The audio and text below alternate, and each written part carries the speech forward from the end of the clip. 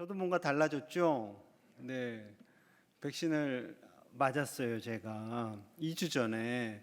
그래서 이제 마스크를 벗고 설교 시간에만 그렇게 하려고 합니다. 마스크를 쓰니까 땀도 나고요. 자꾸 이렇게 씹혀요, 마스크가. 그래서 말씀에 신경을 써야 되는데 자꾸 마스크에 신경을 쓰게 돼서 이제 마스크를 설교할 동안은 제가 벗고 하도록 하겠습니다. 양해 부탁드립니다. 지난 7주간 우리는 제자들의 삶을 살펴보았습니다. 모두 몇 명의 제자를 살펴보았죠? 훌륭하십니다. 다 기억하고 계셨군요. 7명의 이 제자들, 결코 강한 제자들이 아니었습니다. 믿음이 훌륭한 제자들 아니었어요. 연약하고 세상적인 야망을 가지고 있었고 얼마든지 예수님을 배신할 수 있는 그런 제자들이었지요. 그 제자들을 향해서 예수님께서 공생의 기간 동안 열심히 말씀을 가르치시고요, 본을 보여주십니다. 그리고 예수님께서 십자가에 달려 죽으시고 부활하시고 승천하신 이후에 성령님을 그들에게 부어주시지요. 성령님께서는요, 그들에게 깨닫게 하시는 거예요. 예수님의 말씀, 예수님의 가르치심, 예수님이 어떻게 사셨는가를 하나하나 생각나게 하셔서 그들도 예수님과 동일한 삶을 살게끔 바꿔 가셨던 거죠. 자, 이를 한 줄로 요약한 말씀이 오늘 갈라디아서 3장 27절 말씀입니다. 제가 읽겠습니다. 누구든지 그리스도와 합하기 위하여 세례를 받은 자는 그리스도로 옷 입었느니라. 그리스도로 옷을 입었다라고 말씀하세요. 예수님과 합하게 된 사람, 그가 바로 세례를 받은 사람이고요, 그 세례를 받은 사람은 예수님으로 옷을 입었다라는 거죠. 세례를 조금 생각해 보면요, 예수님께서 요단강에서 세례를 받으셨고 또한 제자들에게 세례를 베푸십니다. 이 세례는요, 강물에 잠기는 거예요. 그리고 다시 일어나는 거죠.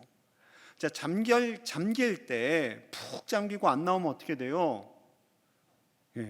돌아가십니다. 큰일 나요. 나와야 돼요. 자, 똑같습니다. 우리가 물에 푹 잠겼을 때 나의 옛자가 죽었습니다 라는 믿음의 고백인 거예요. 나의 죄는 다 죽었습니다. 그리고 다시 일어날 때 나는 예수님과 함께 예수님의 십자가 사건으로 말미암아 내가 살아났습니다 라고 고백하는 거죠. 그래서 나는 죽고 예수님으로 다시 살아나는, 그래서 예수님으로 옷을 입고 살아간다라고 표현하고 있는 것입니다. 그런데 안타깝게도 이제 오늘날의 교회에서는 제가 세례를 베풀 때 이제 물을 한 움큼 이제 머리에 뿌립니다. 그러다 보니까 이 세례의 죽으심과 생명을 얻게 됨, 이것에 대해서 별로 이렇게 못 느끼시는 분들이 많아요. 그러나 하나님은요, 그것을 동일하게 2000년 전의 세례나 지금이나 동일한 것으로 받으시는 거죠. 자, 이 과정을 통해서요, 우리는 예수님과 하나가 되는 겁니다. 하나가 돼요. 그것을 다른 표현으로 예수님의 옷을 입었다라고 말씀하고 있는 거죠. 자, 예수님의 옷을 입으면 어떤 변화가 일어나나요? 로마서 13장 14절입니다. 오직 주 예수 그리스도로 옷 입고 정욕을 위하여 육신의 일을 도모하지 말라. 예수님으로 옷을 입었으면 우리가 정욕을 위한 일, 육신의 일을요 거부하게 됩니다. 죄의 유혹을 이겨나갈 수 있는 힘이 생겨나는 거예요. 예수님으로 옷을 입었기 때문에 이제는 죄와 결벌하고 예수님의 생각이 나의 생각이 되고 예수님의 언어가 나의 언어가 되고 예수님의 행동이 우리의 행동이 된다라는 거죠. 예전에는 죄를 지으면 즐거웠어요. 남의 험담을 하면 재밌었어요. 술을 마시고 헛된 행동을 하면 좋았어요. 부정직한 방법이라도 부를 축적하면 좋았어요. 하지만 예수님을 믿고 나서는 이제 그런 것들과 멀어지게 된다라는 거죠. 물론 예수님을 처음 믿는 순간부터 그렇게 되지는 잘 않습니다. 보통은 시간이 조금 지나고 그 믿음이 성장하면서 점점 죄를 싫어하는 우리를 발견하게 되는 거죠. 죄가 다가올 때 이 죄를 밀어내는 겁니다. 예전에는 분노를 내었고 예전에는 잘못된 생각을 하고 말을 했지만 이제는 점점 더 그러한 것들을 멀리하고 예수님의 생각과 언어, 행동을 우리의 것으로 받아들이게 되는 거죠. 그래서 아마 10년 전 사진, 20년 전 사진과 지금의 얼굴을 보면요, 지금이 훨씬 더 미남 미녀가 되셨을 겁니다. 예수님을 닮아가셨으니까. 안 그러신 분은 한 분도 없으리라고 믿습니다. 자, 예수님으로 옷을 입는 그 첫 단계가 있어요. 그 첫 단계는 바로 믿음입니다. 예수님께서 믿음을 아주 소중하게 여기셨어요. 자, 갈라디아서 3장 26절 우리 함께 봅니다. 시작. 너희가 다 믿음으로 말미암아 그리스도 예수 안에서 하나님의 아들이 되었으니. 아멘. 다 믿음으로 말미암아, 예수님을 메시아로 믿는 믿음, 예수님을 구주로 믿는 그 믿음으로 말미암아 하나님의 아들이 되었다, 딸이 되었다라는 겁니다. 딸이 없다고 서운해하지 마세요. 딸 다 포함된 의미입니다.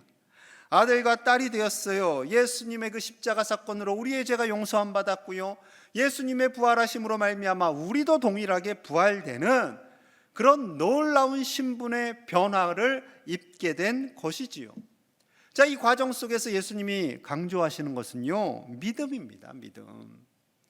예수님께서 가버나움에 들어가세요. 한 백부장이 나옵니다. 로마 사람이에요. 이방인이에요.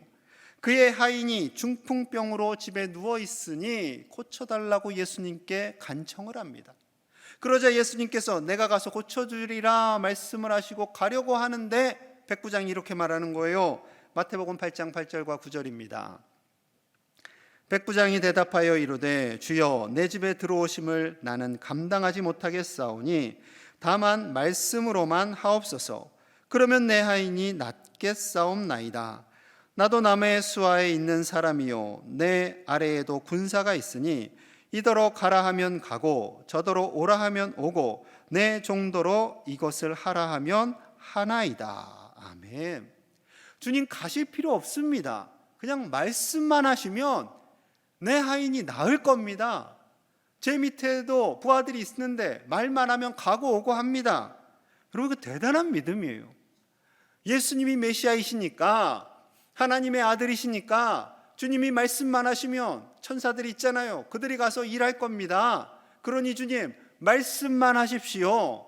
주님의 권세가 드러나게 될 것입니다. 라는 엄청난 믿음의 고백을 한 거예요. 예수님이요, 좀 죄송한 표현이지만 뿅 가셨어요. 너무나 감동이 됐어요. 자, 8장 10절 같이 봅니다. 시작. 예수께서 들으시고 놀랍게 여겨 따르는 자들에게 이르시되 내가 진실로 너희에게 이르노니 이스라엘 중 아무에게서도 이만한 믿음을 보지 못하였노라. 아멘. 놀랍게 여겨, 놀랍게 여겨. 큰 감동을 받으신 거예요. 큰 감동을. 그리고 주님 말씀하세요. 정말로 내가 말하는데 이스라엘 중에는, 하나님의 백성이라고 자처하는 이스라엘 백성들 중에는 이런 믿음을 가진 사람을 내가 본 적이 없구나라고 말씀하시는 거죠. 심지어 11절과 12절에서는요 더 강력하게 말씀하세요.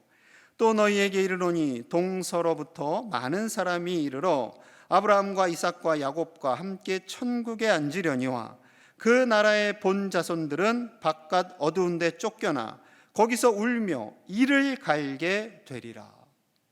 동서로부터 많은 사람이, 이 사람들은 이방인들이에요. 이스라엘 사람들이 정죄하는 이방인들이에요. 그런데 그 사람들이 아브라함과 이삭과 야곱과 함께 어디에 간다고요? 천국에 가고, 본 자손들, 이스라엘 백성들, 본토 백성들, 하나님을 경외한다고 하는 이 사람들은 바깥 어두운 데 가서 쫓겨나서 울며 이를 갈게 될 거다라고 말씀하시는 거죠. 여러분, 이 말씀을 들은 이스라엘 백성들, 특히 바리새인들, 제사장들 정말 화가 났을 것이 분명합니다. 내가 하나님의 자녀이고 내가 천국에 가지 누가 가? 저 이방인들은 절대 못 가라고 말하는 그런 사람들인데 예수님께서 정반대로 말씀을 하시는 거예요. 왜 그래요? 예수님이 메시아이심을, 예수님이 구주이심을 믿는 사람들만이, 그 사람들이 이방인이든 누구이든지 간에 천국에 가는 것이라고 말씀하시고 있는 것입니다. 천국이 가장 큰 소망인 거죠. 예수님 당시에요, 아브라함의 자손이라고, 내가 하나님의 자손이라고 말하는 많은 사람들이 있었습니다. 절기 때마다 제물을 바쳐요. 그래서 성전에 갑니다. 하지만 그들의 삶 속에는 진정한 믿음과 삶의 모습이 나타나지 않았던 것이지요. 오늘날 프랑스는 기독교 국가입니다. 엄밀히 말씀드리면 카톨릭 국가예요. 2018년 조사를 했더니 약 6,700만 명의 인구가 있는데요. 그 중에 63에서 약 66%가 가톨릭 신자입니다. 그런데 이 중에 약 10% 정도만 정기 예배에 참석하고 있다고 해요. 그 중에 이슬람 신자가 약 7%에서 9%. 프랑스가 식민 지배를 했었는데 그 사람들이 프랑스로 유입되면서 이슬람 신도수가 늘었어요. 그래서 종종 테러도 일어나고 그랬죠. 이외에도 한 불교가 0.5%, 유대교가 0.5%, 무교는 23에서 28%. 그럼 개신교, 기독교는 얼마나 될까요? 불과 1에서 2%밖에 되지 않는다고 합니다. 여러분, 놀라운 것은 종교개혁을 일으킨 존 칼빈, 장 깔뱅의 나라가 바로 프랑스예요.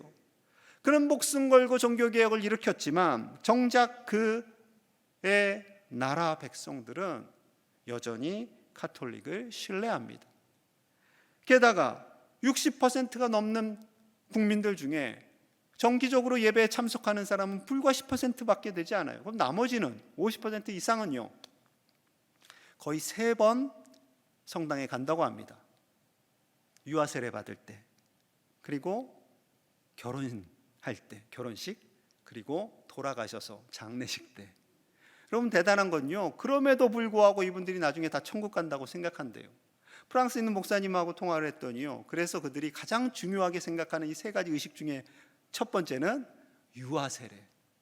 유아 세례. 이미 유아 세례로 도장을 쿡 찍었고 이제 나는 천국 간다. 그리고 그냥 막 산다. 여러분, 이게 은혜입니까? 여러분, 결코 은혜가 아닙니다. 여러분, 예수님 당시에 그러한 명목상의 그리스도인들, 명목상의 하나님을 경외한다는 사람들이 많이 있었습니다. 그런데 우리 주님께서는요, 그들이 훗날 슬피 울며 이를 갈게 될 것이다 라고 말씀하고 있는 거죠. 오히려 이방인들이 아브라함과 함께 천국에 거하게 될 거야 라고 말씀하고 있는 것입니다. 여러분, 우리의 믿음이요, 명목상의 믿음이 되어서는 안 됩니다. 정말 간절히 믿으셔야 돼요. 열심히 믿으셔야 돼요. 뜨겁게 믿으셔야 돼요. 교회에 와서 충성 봉사하시고 헌금을 많이 드리라는 말씀이 절대 아닙니다. 절대 아니에요. 정말로 우리의 믿음이 예수님 아니면 살 수가 없습니다라는 그 믿음으로 살아가시기를 간절히 소망합니다. 예수님께서 많은 병자들을 치유하셨지요. 물론 믿음이 없는 사람들도 치유하셨어요. 불쌍하니까 그들을 고쳐주셨어요. 그런데 믿음을 강조하신 경우도 많이 있습니다. 지난주에 제가 예수님께서 제자들과 함께 산에 올라가서 엘리야와 모세를 만났다는 이야기 전해드렸죠. 기억나시죠? 기억 못하셔도 괜찮아요. 지금 들으시면 됩니다. 그렇게 해서 예수님이 광채가 나고 변화되셨어요. 그래서 베드로가 너무나 좋아서 주님 여기 초막 셋째여요, 이런 엉뚱한 말도 했다고 제가 말씀드렸습니다. 이제 그곳에서 내려오셨어요. 내려왔는데 남은 제자들과 몇몇 사람들이 웅성웅성 하는 거예요. 자, 예수님을 알고 본 어느 아이의 아버지가 다가옵니다. 마가복음 9장 18절이에요. 귀신이 어디서든지 그를 잡으면 아들을 잡으면 거꾸러져 거품을 흘리며 이를 갈며 그리고 파리에 지는지라. 내가 선생님의 제자들에게 내쫓아달라 하였으나 그들이 능히 하지 못하더이다.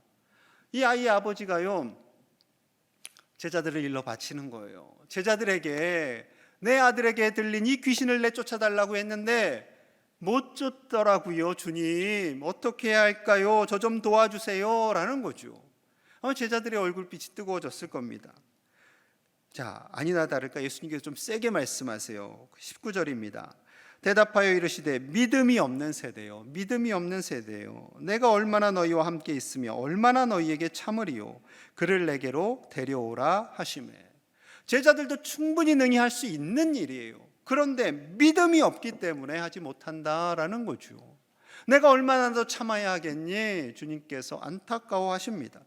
아마 제자들이 쥐구멍이라도 찾고 싶었겠지요.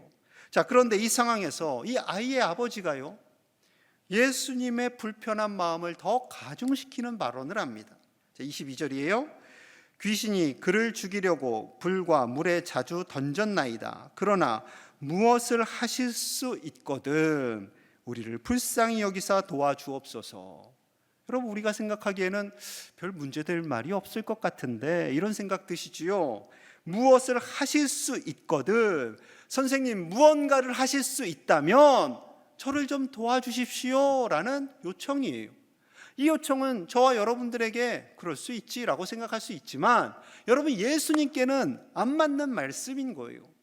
예수님은 능치 못함이 없는 줄로 믿습니다. 예수님은 천지 만물을 지으신 하나님이세요. 성자 하나님이세요. 우리의 구원자세요. 주님은 무언가를 하실 수 있는 능력을 능히 가지신 분이시기 때문에 할 수 있다면 이 질문이 맞지 않는 거예요. 그래서 예수님께서 정색을 하십니다. 자, 23절 말씀 함께 볼게요. 시작. 예수께서 이르시되 할 수 있거든이 무슨 말이냐? 믿는 자에게는 능히 하지 못할 일이 없느니라 하시니. 아멘. 아멘이십니까 여러분? 아멘. 믿는 자에게는 능히 하지 못할 일이 없느니라. 왜? 예수님이 우리와 함께 하시기 때문에, 예수님이 우리 안에 거하시기 때문에, 예수님이 일하실 것이기 때문에 능히 할 수 있다라는 거죠. 예수님이 하실 수 있다면 우리도 할 수 있다라는 거예요. 우리도 예수님을 믿기 때문에 할 수 있다라는 거예요. 그러자 이 아버지의 반응이요, 굉장히 감동적입니다. 자, 24절. 곧 그 아이의 아버지가 소리를 질러 이르되 내가 믿나이다, 나의 믿음 없는 것을 도와주소서 하더라. 여러분, 이 아버지가요 굉장히 겸손해졌어요.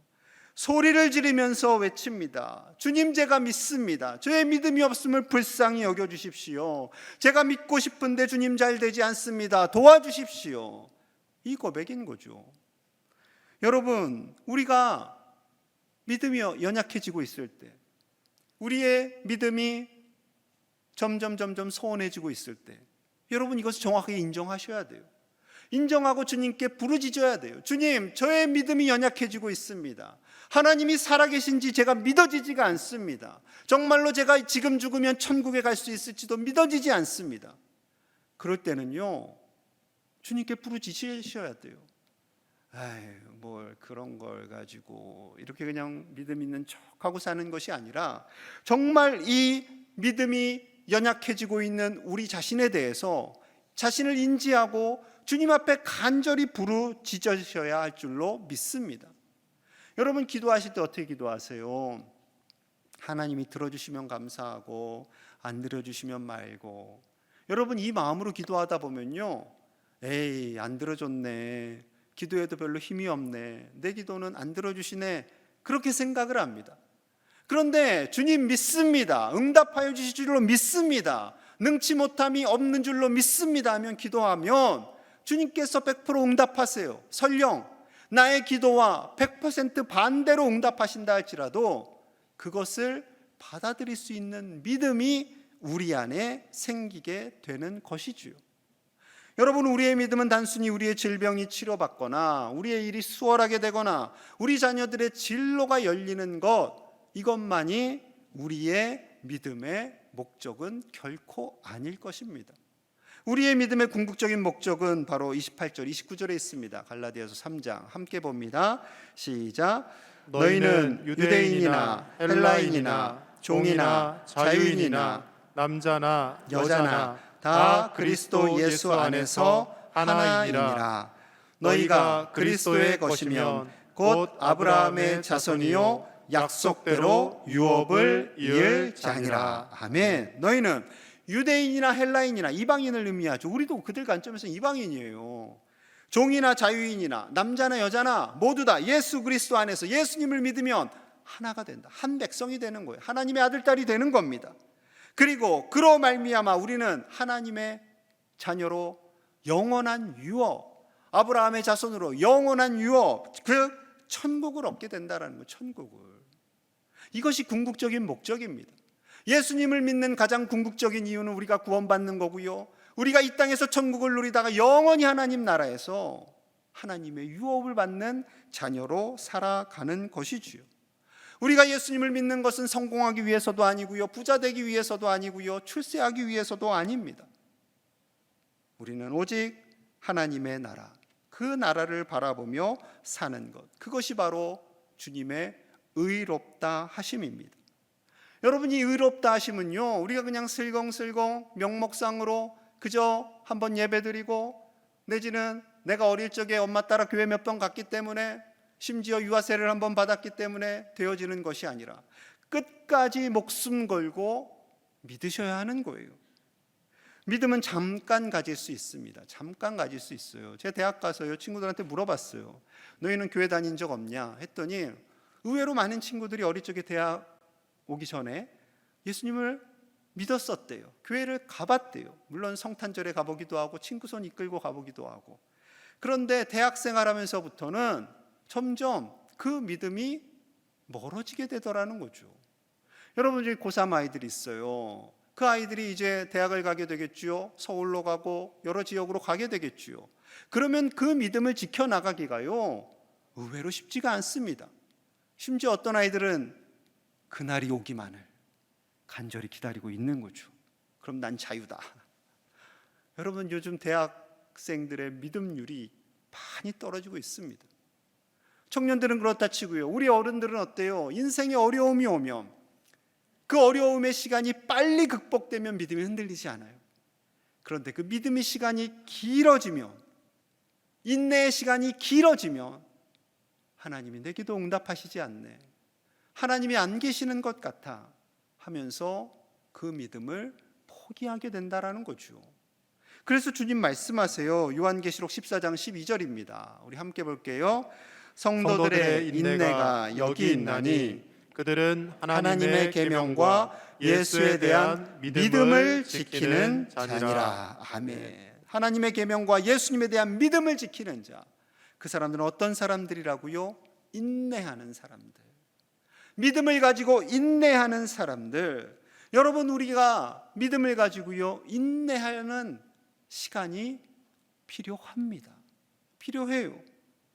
때로는 고난과 아픔이 왔을 때, 어려운 일이 있을 때, 여러분 그 고난과 아픔의 시간의 끝까지도 하나님께 다 맡기셔야 돼요.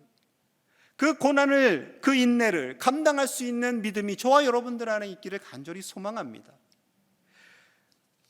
빅터 프랭클이라는 오스트리아 유태인 정신과 의사가 있습니다. 저분인데요, 1905년에 태어났어요. 세계 2차 대전을 경험합니다. 유태인이기 때문에 나치에 의해서 포로 수용소, 강제 수용소에 수감이 됩니다. 1944년 10월부터 1945년 4월까지 6개월 정도, 그렇게 긴 시간 아니겠죠. 이 기간 동안 수용소에 갇히게 됩니다. 그런데 이 짧은 시간 동안에요, 어머니 엘사와 동생 월터가 아우슈비츠에서 사망합니다. 아내 틸리는 베르겐벨젠에서 사망합니다. 유일한 가족의 생존자는 동생 스텔라뿐입니다. 여러분, 6개월이지만 6개월이 되리라고 시간을 알지 못합니다. 여러분, 그 수용소에서 언제 죽어나갈지 모르는 상황이에요. 같이 일했던 사람들이 하나둘씩 죽어나갑니다. 너무나 힘들어요. 고통이 있어요. 그런데 이 빅터는 분명히 끝이 있다, 하나님께서 예비하신 끝이 있다라고 믿습니다. 그런데 하루하루가 힘들어요. 그래서 그 하루를 하나님께서 주신 하루라고 의미를 부여하게 됩니다. 그리고 감사하게 되는 거죠. 그런데 어떤 이들은 너무 힘드니까 이런 생각을 했어요. 성탄절이 되면 우리 나가게 될 거야. 전쟁이 끝날 거야. 새해가 되면 우리 나갈 수 있을 거야. 그런데 이것은 근거가 없는 거예요. 자신의 간절한 바람이죠. 물론 긍정적인 생각일 수도 있겠지만, 그런데 그 시간이 되어도 그들은 나가지 못했습니다. 그들의 희망이 깨어졌어요. 그들의 마음이 무너졌어요. 마음이 무너지니까요, 안 그래도 육체도 연약한데 육체마저 무너지게 됩니다. 그래서 1944년 성탄절부터 45년 새해가 되는 불과 한두 주 사이에 사망자들의 숫자가 급속하게 늘었다고 합니다. 그곳에서 느낀, 그곳에서 본 그 내용을 가지고 이 빅터 프랭클은 책으로 냅니다. 죽음의 수용소에서. 여러분들 한번 좀 꼭 읽어보셨으면 좋겠어요. 특별히 나의 인내의 시간이 너무나 길고 나의 고통의 시간이 너무나 길어요. 하나님이 나를 돌봐주지 않는 것 같아요. 나의 믿음은 연약해지고 있어요. 이런 분들은 꼭 좀 읽어보셨으면 좋겠습니다. 여러분, 우리가요 그런 희망을 잃어갈 때가 있어요. 너무나 힘들고 지칠 때 몇 달만 있으면 내 건강이 좋아질 거야. 올해는 코로나가 끝날 거야. 내년에는 사업이 좋아질 거야. 목사님, 저를 위해서 기도해 주세요. 그럼 제가 어떻게 기도할까요? 하나님, 우리 집사님의 고난이 속히 끝나게 해주세요. 저 질병이 빨리 끝나게 해주세요. 빨리 회복되게 해주세요. 그렇게 간절히 기도합니다. 당연하지요. 그런데 그 끝은 우리가 알 수 있을까요? 없을까요? 죄송합니다만 우리가 알지 못합니다. 알지 못해요. 그 끝을, 그 고난의 시간, 인내의 시간의 끝을 하나님께 내어 맡기셔야 돼요. 그리고 매일매일 나에게 주어진 하나님의 시간, 그 소중한 시간을 주님과 동행하며 감사와 기쁨의 시간으로 만들어 가다 보면 우리의 믿음은 하루하루 더욱더 성장하게 되고 주님과 더 친밀해지고 오늘보다 더 나은 내일을 만들어 가게 될 줄로 믿습니다. 그것이 그리스도인의 삶입니다. 그리스도인의 삶입니다. 여러분, 이렇게 매일매일 승리하며 살아가시는 저와 여러분들 되시기를 간절히 소망합니다. 우리의 삶 속에 비록 미래가 불투명하고 두려움이 있지만 하나님께서 주신 그 믿음으로 매일의 삶 속에서 주님과 동행하며 믿음으로 살아가시는 저와 여러분들 되시기를 간절히 축복합니다. 우리 함께 기도하겠습니다. 주신 말씀을 생각하며 기도하겠습니다. 예수님께서 예수님의 언어, 예수님의 생각, 예수님의 행동, 그 삶을 오시라 말씀하고 있습니다. 특별히 오늘은 믿음을 말씀하고 있습니다. 예수 그리스도, 그 구주 되신 그분으로 우리가 확실한 믿음 안에 살게 하여 주시옵소서. 우리 삶에 때론 어려움이 있고 그 고난의 시간, 인내의 시간이 길어진다 할지라도 포기하지 않고 살아 역사하시는 주님을 믿는 확실한 믿음 안에 살게 하여 주시옵소서. 아버지여, 우리에게 믿음을 주시옵소서. 믿음이 연약해지지 않게 하여 주시옵소서. 백신을 접종하고 있습니다. 부작용이 일어나지 않게 하시고 아버지여, 강건해지게 하셔서 예배가 온전히 회복되게 하여 주시옵소서. 광주에 있었던 어려운 사건으로 인해 고통받는 자들을 위로하여 주시고 미얀마 땅의 백성들을 하나님께서 회복시켜 주시옵소서. 이 시간 간절히 함께 기도하며 나아가겠습니다. 하나님, 감사합니다. 우리에게 예수님을 구주로 보내주심을 감사합니다. 아버지여, 예수님을 확실히 믿는 믿음, 예수님을 온전히 붙잡는 믿음을 우리에게 허락하여 주시옵소서. 그래야 이 땅에 고난의 시간이 길어지고 우리의 삶이 곤고해진다 할지라도 결코 포기하지 않고 예수님을 붙잡고 영원한 하나님의 나라를 유업으로 받는 주님의 백성들이 다 되게 하여 주시옵소서. 백신을 맞고 있습니다. 한 사람도 부작용이 일어나지 않게 하여 주시고 강건해지게 하시고 그리하여 예배와 일상이 온전히 회복되게 하여 주시옵소서. 광주에서 있었던 사고로 인해 고통받는 자들을 위로하시고 회복시켜 주시옵소서. 미얀마 땅에 하나님의 평화를 도하여 주시옵소서. 오직 주님만이 온 세계에 하나님의 샬롬을 이루어 주옵소서. 예수님 이름 받들어 간절히 기도하옵나이다. 아멘.